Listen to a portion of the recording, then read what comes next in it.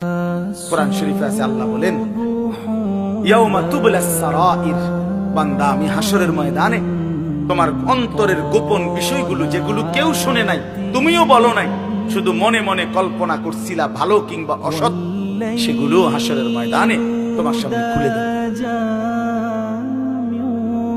হ্যাঁ, আফালা ইয়ালামু ইযা বুসিরা মা ফিল কুবুর ওয়া হুসিলা মা ফিস সুদুর।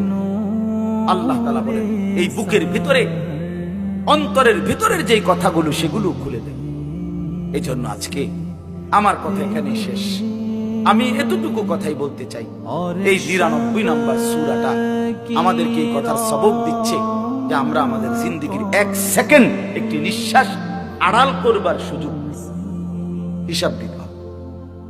হিসাব দিতে হবে। ১ মিনিট, ১ সেকেন্ড, ১ পলক, ১ লম্হা, ১ মুহূর্ত আমাদের আড়াল করবার সুযোগ নাই ভাই। ভালোটার প্রতিদানও নিতে হবে, মন্দটারও প্রতিদান নিতে হবে। তাইলে কেন জীবন নষ্ট, কেন হায়াত নষ্ট করব?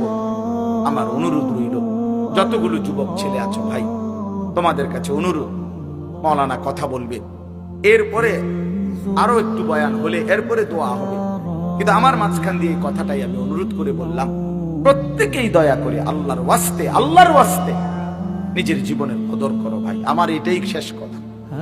যুবক ছেলেরা, তুমি আমার সাথে এখন যাইবা না, আমিও তোমার সাথে যাব। এই দুনিয়াও যেমন আমি আলাদা চলে যাচ্ছি, আপনারাও আলাদা চলে যাবেন, কিন্তু বাস্তব কথা হইল আমি আপনি প্রত্যেকে আলাদা আলাদা কবরে, আখিরাতে আল্লাহর সামনে মুখোমুখি।